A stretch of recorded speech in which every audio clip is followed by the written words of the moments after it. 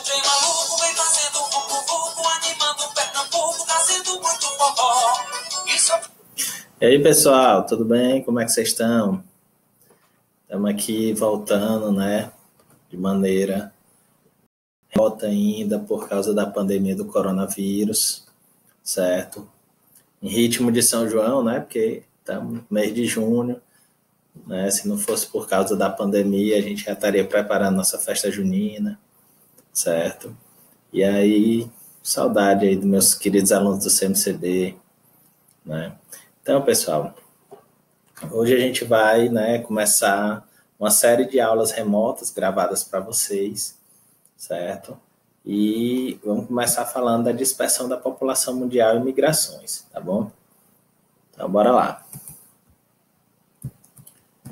Migração internacional. Migração, pessoal, é qualquer deslocamento de pessoas de um local para o outro, né?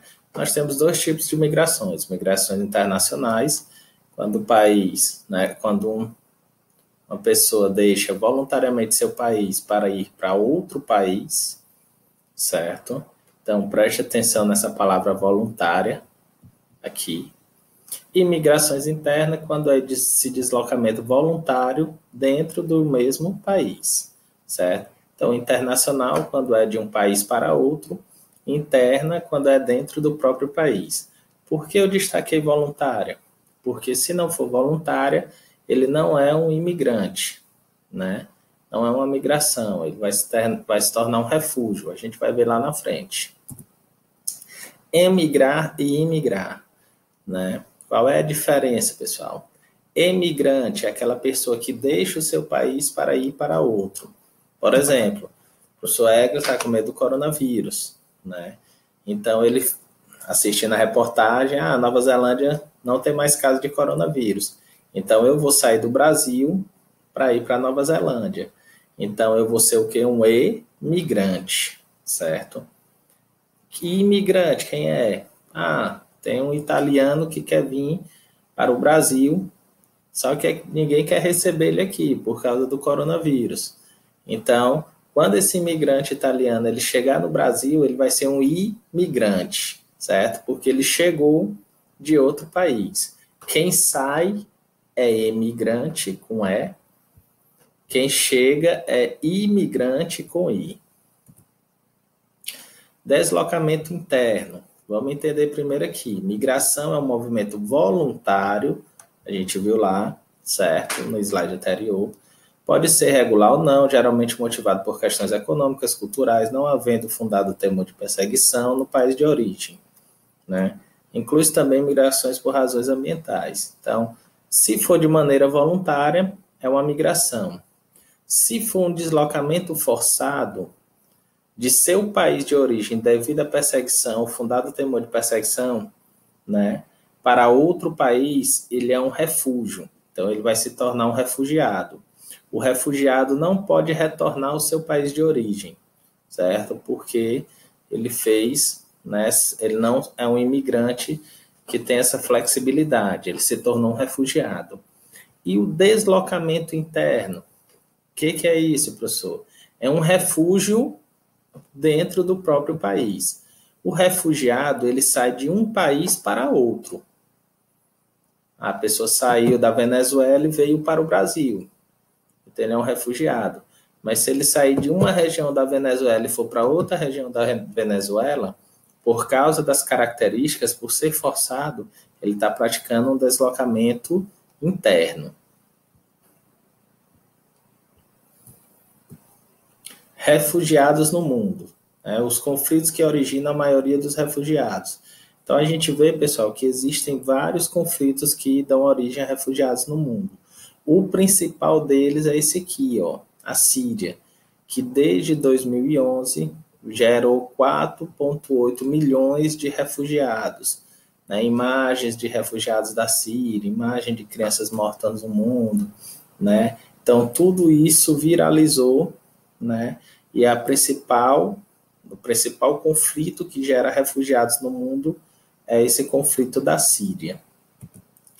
Refugiados do Brasil, né? Dados de 2010 a 2016, né? O número de refugiados no país aumentou, certo? E aqui, né, tradicionalmente de elegibilidade, né, foram reconhecidos, tudo, mas o que é interessante é isso aqui, pessoal, né?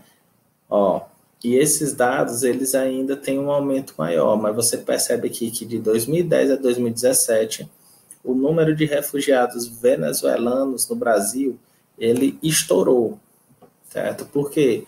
Por causa da grande crise econômica que passa a Venezuela, né? Então, o número de refugiados venezuelanos, de pessoas que saíram da Venezuela de maneira forçada e vieram para o Brasil, ele aumentou de maneira considerável. De 2016 para 2017, eles aumentaram 14 mil, em 14 mil o número de refugiados.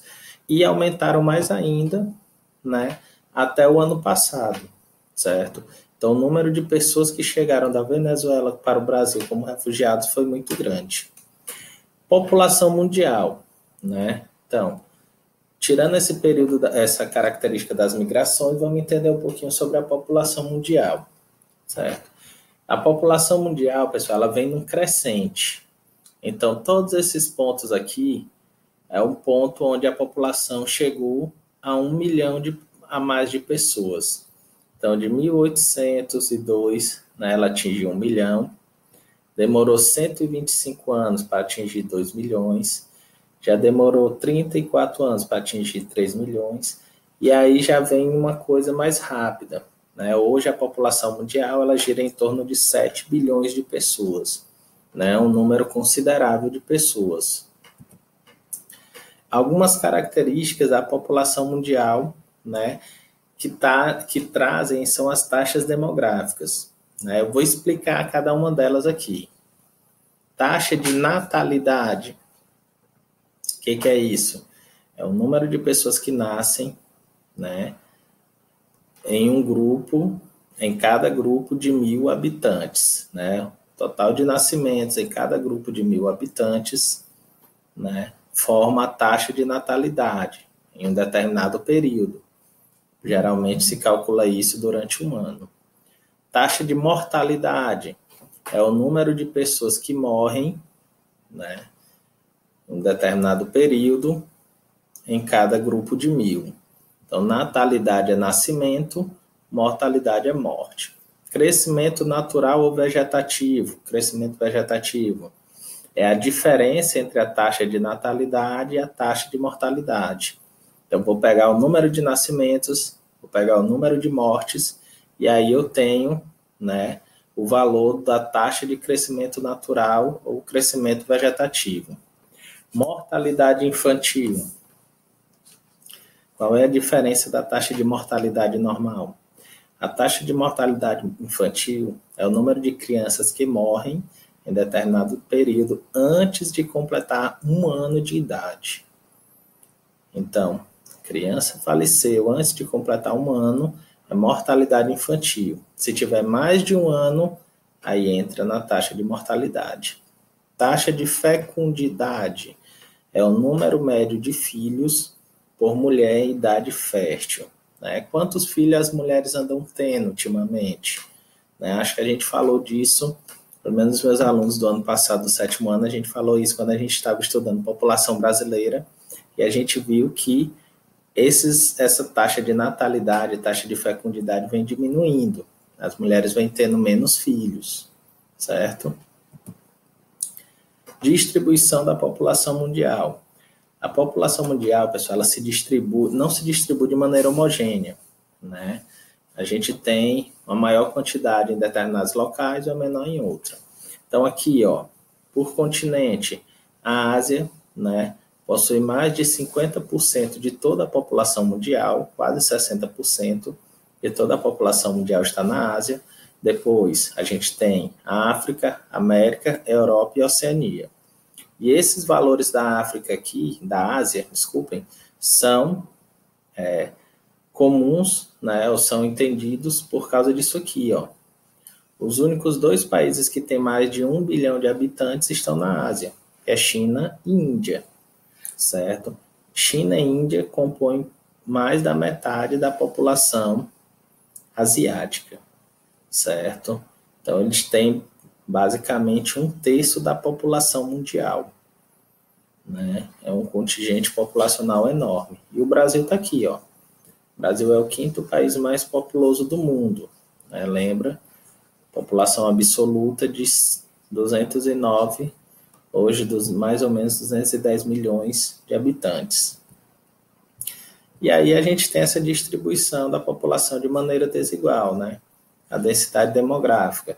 A gente tem verdadeiros formigueiros humanos, onde tem a concentração populacional, concentração humana, né? China, Índia, países da Europa, algumas áreas da África, na América do Norte, na América do Sul, e tem o que a gente chama de vazios demográficos, né? São áreas que praticamente não vive ninguém.